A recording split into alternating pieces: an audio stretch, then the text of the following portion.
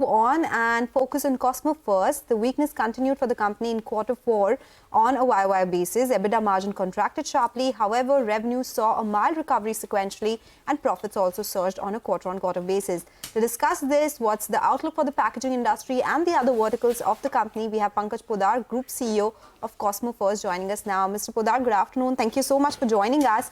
Well, there's a sequential recovery in the numbers this time around. You've also mentioned that there is an improvement in BOPP film margins in the month of March, and that could have continued in Q1 as well. How much is that improvement versus the bottom, and do you think these margins have bottomed out now? We certainly see or expect an improvement in these margins as, quarter on quarter it passes through. Definitely the demand is much more bullish now, and there's no new supply which is going to hit the market in this year. So if you personally ask me, I do see that, the margins should improve in the coming year, though right now what had improved in March has stayed in April and May till now. Mr. Poddar, would you be able to quantify the kind of improvement that you're expecting in margins, both for Q1 and for the rest of the year? Do you expect to see sequential improvement as well, Q2, Q3? Yeah, so right now I would say from an EBITDA perspective, it has improved by 1.5%. Though, the margins in the market general are still low. If somebody's operating just a commodity business, then we are talking about hardly 3 to 4% EBITDA levels for commodity business. And for polyester, it is still at a loss level. So even if you see though there is an improvement, but these levels are also not too sustainable. And given that demand is much better now, ideally it should ramp up in next couple of quarters. Okay. So you also indicated specialty margins per kilo witnessed marginal decline in FY24.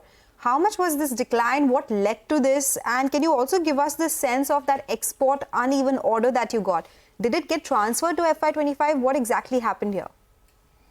Yes, so in general, what we had seen is that margins were under pressure all across, especially in our semi-specialty category. But the good news is that US is recovering and getting back to earlier levels. Europe has already partially recovered. So what we definitely see is that our export margin should improve, our specialty margin should improve from here. Okay, and that export order, that when you call it uneven, what does it exactly mean? So actually one of our segments last full year was absolutely dry. Partly it was, because I would say that they had overstocked during COVID time, but also given that, our customers were not getting orders for it for recessionary pressures. But what we have seen in Q1 of this year is that segment has also come back. And that should also help us in some improvement in the margins in Q1 of this year. Okay. So in specialty chemicals, you have master batches, you have adhesives and coating chemicals, out of which you expect master batches and adhesive to reach almost 7 to 8% of revenue separately. That's what you've mentioned. So what is it currently, and how much specialty chemicals are contributing to the overall revenues? Do you see it in the next 3 to 5 years, and will this be margin accretive? So this year, specialty chemicals should be doing roughly 10% of our group turnover, 7 to 10%, depending on, how the film numbers and how the raw material costs are there. And the good thing is that in chemicals, we have got some very good breakthroughs in last couple of quarters. And we do expect that it should make 20% plus ROCE in the coming year. So overall, all the R&D efforts that we had been putting in last 2, 3 years have started to pay off now. And there's a very healthy pipeline of products that should also up and hitting the market. So this year we expect the revenue should be somewhere in the range of specialty chemicals of 225 to 250 crores. And at the same time, the margin should also, the EBITDA margin should start hitting double-digit numbers. Okay, all right. And this will largely be in the adhesives, coating chemicals and master batches. The overall revenue will be around 250 crore rupees. Okay, let's talk about your pet care business. What was the monthly GMV this time around? Will you see a better number this year versus last year? And is this the year when you break even and do that demerger that you've spoken about earlier? So one thing that we have done is we have set up a new legal entity, Ziggly Ventures Private Limited. Obviously, we have not moved the business as yet. We are still looking for the right time. But as we had said that, within 3 to 4 years, we will be moving the business to Ziggly. So if not this year, more than likely next year, we will be putting this in a separate legal entity. As far as the GMV numbers, we have started touching around 4.5 crores. The good thing is that we are witnessing a same-store sales growth, and our entire focus this year would be to make sure that our same-store sales growth should at least grow 60-70% within this year. And we are also witnessing that with same-store sales growth, our losses numbers have started coming down. Obviously, the other piece, which is the online business, where we are till now we were trying to sell others' products, or we were operating like a marketplace. Now we have started launching our private labels, and therefore it should also start helping us in improving our online margins, where the focus will be more on selling private labels than selling other products where the margins are lesser.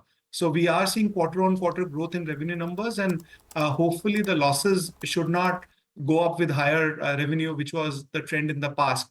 Ideally, what we should see is a significant growth in revenue numbers again this year, and at the same time, the loss percentage should come down. I don't think so break-even is going to happen in this year or next 1 or 2 years. It is going to take some time unless we achieve a scale of more than 150-200 crores. The profit would not be so easy. But the best part is this industry is growing at 18 to 20%. So 3 to 4 years, this industry will become a much larger industry, and we are happy to see that we have entered the industry at the right time. That's a lot of clarity. Thanks for that. Mr. Poddar, net debt currently stands at a little over 560 crore. How do you expect the number to trend over FY25? And any capex plans, or on the other hand, any debt reduction plans? So this year, we already had a committed capex of roughly 300 to 350 crores, which will happen during the year. This year, it will still hover between 2 to 2.5 debt to EBITDA ratios. But assuming that the market does not change too much, I mean, if market corrects, then obviously this number would look lower. Having said that, we do not have too much of capex next year. I mean, we've hardly committed any large capex for the next year, and therefore we will start seeing a very significant reduction from FY26. But we are sitting at a very good position right now, and obviously in next 12 months, we have to start looking at what next beyond this, because right now we have not committed anything for FY26 or FY27.